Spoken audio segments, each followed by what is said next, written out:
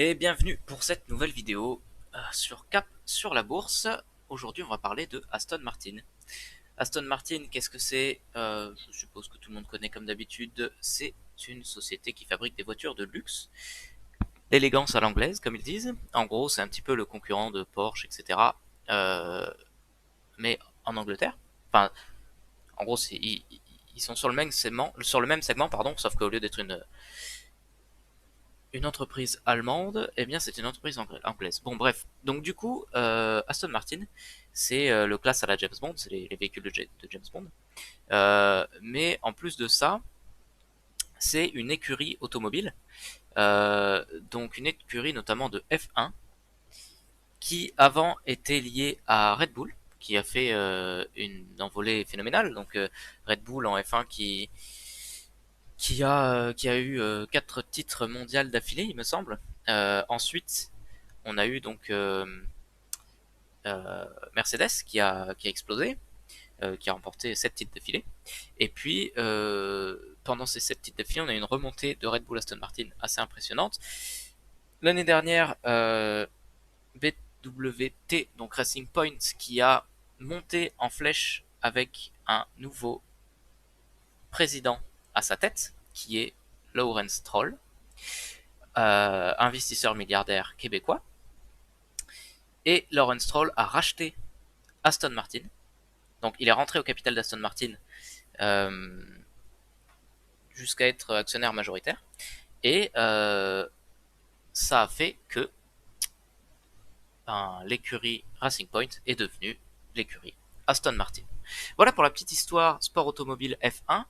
Vous pouvez suivre ça avec l'excellente série Netflix Formula One Drive to Survive. Et également, vous pouvez regarder les résultats actuels et voir que Lawrence Stroll a acquis Aston Martin. Voilà, donc ça c'est pour l'entreprise. Bon, de toute façon, l'entreprise, vous connaissez. Euh, Au niveau du disclaimer, comme d'habitude, toutes les informations contenues dans cette vidéo sont publiées à titre informatif uniquement, ce n'est en aucun cas de recommandation d'achat. Investir en bourse comporte des risques. Et on va tout de suite regarder ben mal aux yeux, vache. On va tout de suite regarder les fondamentaux de l'entreprise. Donc, Aston Martin, c'est une entreprise qui est dans la souffrance et dans la douleur depuis un moment. Il a un passé très bon, en tout cas très glorieux. Maintenant, on va voir si son passé fait tout ou pas. Donc, au niveau du cours boursier, Aston Martin est rentré en bourse en 2018 à 300 livres anglaises. Et puis, ça descend, ça descend, ça descend, ça descend. Ça n'a fait que descendre en fait depuis que c'est rentré en bourse. Cependant, récemment, on va prendre à 3 ans plutôt, il y a eu une grosse descente ici, paf. Et ensuite, le Covid qui a frappé et qui a achevé l'entreprise, donc qui est passé de 100 à 10. Et aujourd'hui, on est toujours autour de 10.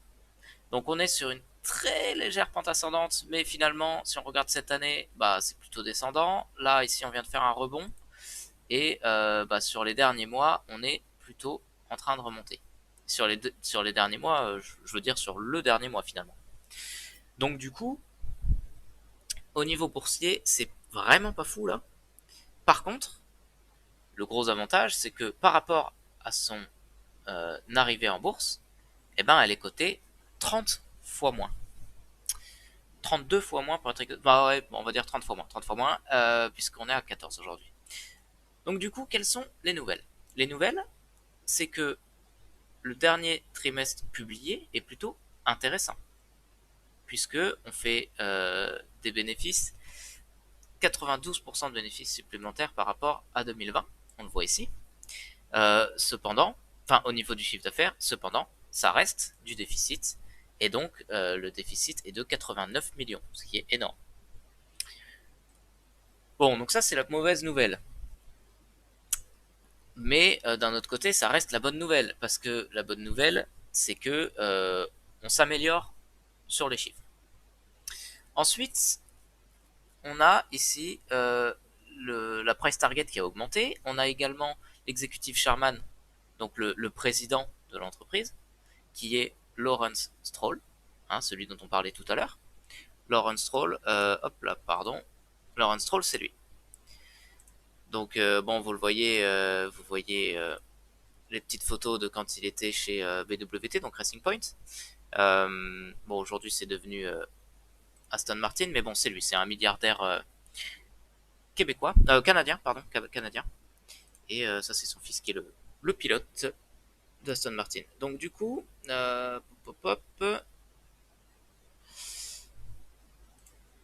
tac, on y retourne. Il a acheté 400 000 actions, donc ça fait 4 millions d'euros, même un peu plus vu qu'elles étaient à 12 dollars, pardon, 12 voilà, double livre sterling.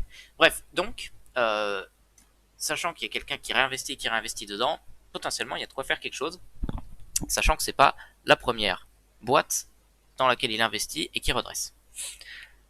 Bon, si on regarde l'année 2020, c'est pas incroyable puisque effectivement on a pas mal de déficits.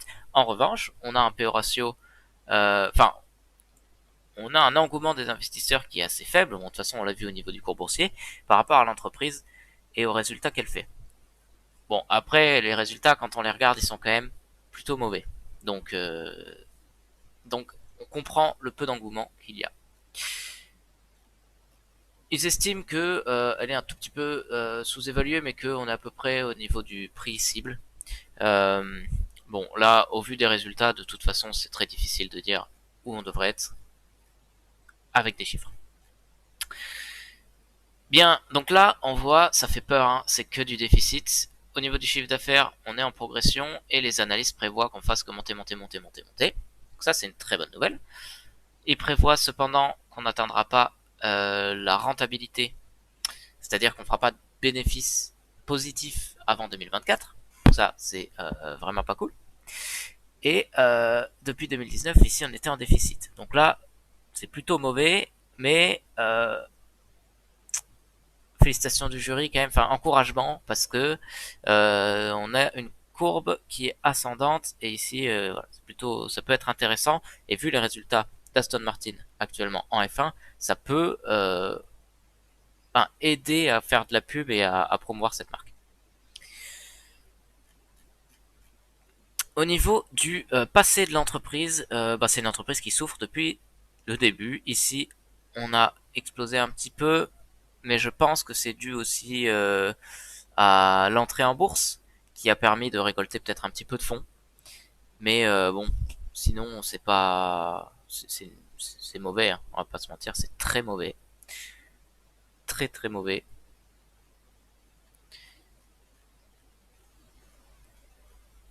Au niveau de la dette, c'est très mauvais.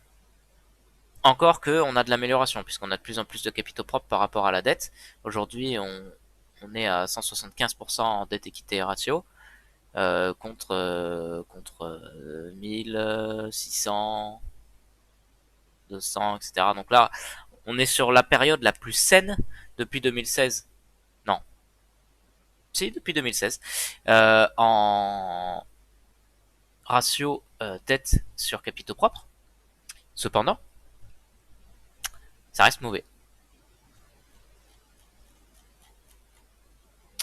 Pas de dividendes, évidemment. De toute façon, l'entreprise ne fait pas de bénéfices et elle est criblée de dette. Donc, forcément, pas de dividendes.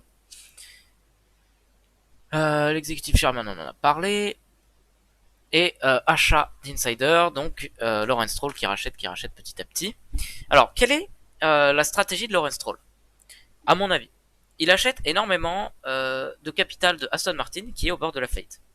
Suite à ça, il a pour objectif de redresser, ou en tout cas de donner envie aux investisseurs d'investir dans Aston Martin. Et une fois que les gens investissent, alors attention, je vais remonter petit à petit. Tac. Donc là, il a acheté à peu près par ici.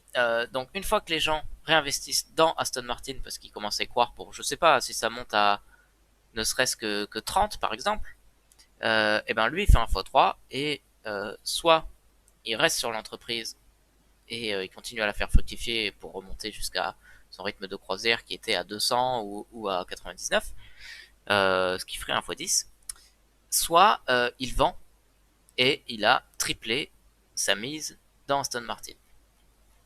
Donc peu importe s'il a prévu de vendre ou pas, dans tous les cas, ce qu'il prévoit, c'est que l'entreprise, au niveau boursier, recommence à monter. Donc ça, c'est une plutôt bonne nouvelle pour nous, investisseurs. D'un point de vue entreprise, ça serait dommage que l'entreprise fasse faillite, etc. Mais on ne sait pas ce qu'il va en faire. Tout ce qu'on sait, c'est qu'à terme, le but du jeu pour lui, c'est de remonter la cotation boursière. Et nous, c'est ce qu'on veut. Parce que nous, on investit pour la cotation boursière et pas vraiment pour l'entreprise. Ça serait bien qu'il puisse redresser l'entreprise, etc. Ça serait le top. Mais s'il fait juste remonter la cotation boursière, bah écoutez, nous, c'est pour ça qu'on est venu à la base. Donc, c'est pas si mal que ça. Donc voilà ce qui modère un petit peu l'entreprise, puisque les fondamentaux sont mauvais, très mauvais même. Mais la cotation boursière est très basse. Et le président de l'entreprise est purement et simplement un investisseur et il a pour unique but d'augmenter cette cotation boursière. Du coup, eh ben, on est un petit peu entre les deux puisque au niveau fondamentaux, il faut vendre, vendre, vendre, vendre, vendre.